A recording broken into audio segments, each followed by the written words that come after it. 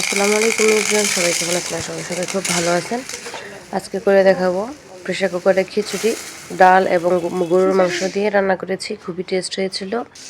তার জন্য আমি 2 রকমের ডাল নিয়েছি। এখানে বুটের ডাল এবং মসুর ডাল আগে পানি দিয়ে একটু ভিজিয়ে রাখলাম। তারপরে গোস্তটা আমি ধুয়ে নিয়েছি। এখানে 1.5 কেজি বা 1.25 কেজির মতো গোস্ত ছিল।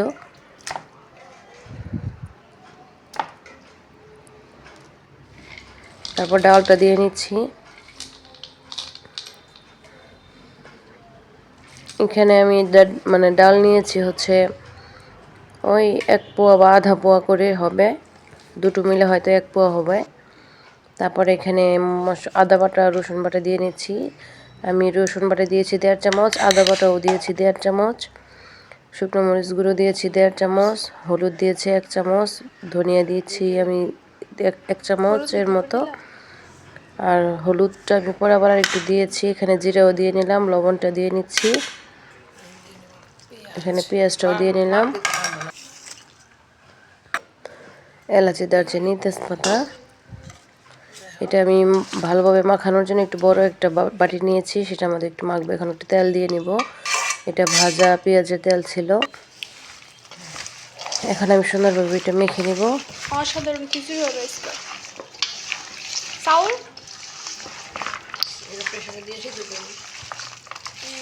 ছোট ডিশে ভালোভাবে মাখানো যায় না, আর বড় ডিশে মাখলে ভালো লাগে, মানে হাত নাড়াচাড়া দেওয়া যায়।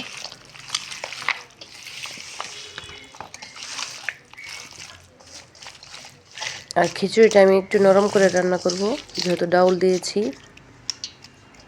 এটা একটু রেখে দেব 30 মিনিটের জন্য। তারপরে একটা প্রেসার কুকারে নিয়ে আমি এইটা দিয়ে নেব,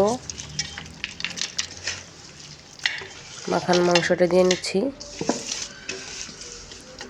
এখন আগে এখানে আমি বাটিটা ধুয়ে পানি দিয়ে নেব, সিদ্ধ করে নেব। 3 থেকে 4টা শীষ উঠলেই হয়ে যাবে এটা।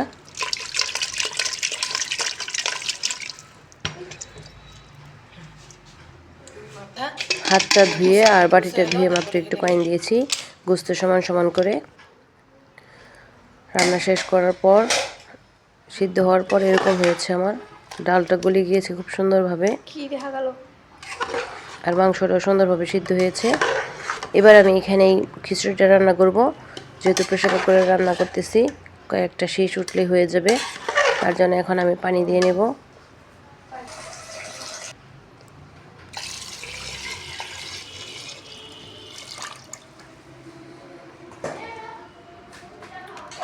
যেহেতু এখানে আমার নরম করে রান্না করতেছি, এখানে আমার আর একটু পানি লাগবে। আর একটু পানি দিয়ে নেব। পানিটা বলক আসার পর আমি এখানে কালিজিরা চাউল যেটা ধুয়ে রেখেছিলাম সেটা দিয়ে নেব।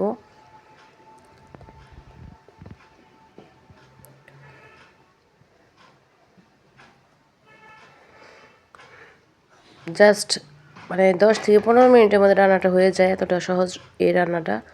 আমার হাতে সময় এত কম ছিল যে আমার রান্নাটা তাড়াতাড়ি করতে হবে, তার জন্য আমি প্রেসার কুকার নিয়েছি।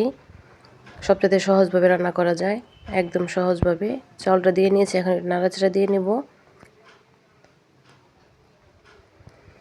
আর এখন কিছু কাঁচামরিচ দিয়ে নেব, আর একটু দিয়ে নেব কেওড়া জল। আর একটা জিনিস আমি দিয়ে নেব এখানে, বিরিয়ানির যে মশলা থাকে সেটার একটু মশলা দিব। এটা দিলে খিচুড়িটা খেতে ভীষণ টেস্ট হয়। খুব বেশি দেওয়া যাবে না, তাহলে আবার কাঁচা গন্ধ করবে। মোটামুটি একটু দিলে শুধু টেস্ট আসবে, গ্রানটা আসবে। এটা দিয়ে রান্না করবেন সবসময়, খিচুড়ি দেখবেন যে অনেক ভালো হয়। দেখতে পাচ্ছেন আমার খিচুড়িটা হয়ে গিয়েছে মাশাআল্লাহ। 2-3টা শীষ দিয়েছি, তারপরে আর দিইনি। একদম পানিটা শুকিয়ে একদম আমি যতটুকু চেয়েছিলাম সম্পূর্ণ ওইটুকুই, ওইরকমই হয়েছে মাশাআল্লাহ।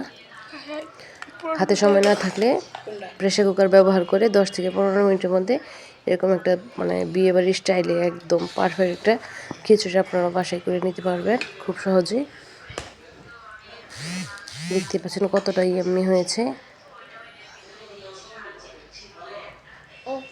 মাশাআল্লাহ।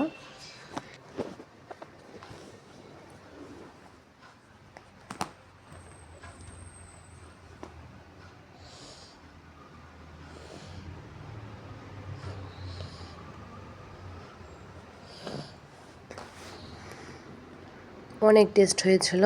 আমার হাজব্যান্ড তো বললো মাংসের চাইতে খিচুড়ির যে চাউলটা আছে সেটাই বেশি মজা লাগে। ডাউলটা গলে এমন একটা টেস্ট হয়েছে, মাংস খেতে মন চায় না, কিন্তু খিচুড়িটা খেতে মন চায়। মানে মোট কথা পারফেক্ট একটা খিচুড়ি হয়েছে, যেটা খেতে ভীষণ মজা। বিয়েবাড়ির অনুষ্ঠানে যে একটা খিচুড়ি রান্না করে সেটার মতো হয়েছে,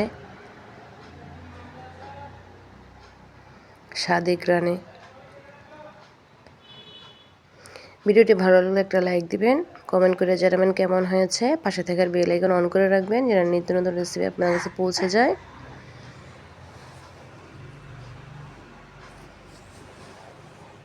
সবার সুস্বাস্থ্য কামনা করে এখানে বিদায় নিয়ে নিচ্ছি। সবাই ভালো থাকবেন, আমাদের জন্য দোয়া করবেন। আসসালামু আলাইকুম ওয়া রাহমাতুল্লাহি ওয়া বারাকাতুহু। আল্লাহ হাফেজ, টেক কেয়ার এভরিবডি। আর শীতের সকালে আমার মজা করে খিচুড়ি রান্না করে খাবেন, খুবই ভালো লাগবে আপনাদের। আল্লাহ হাফেজ।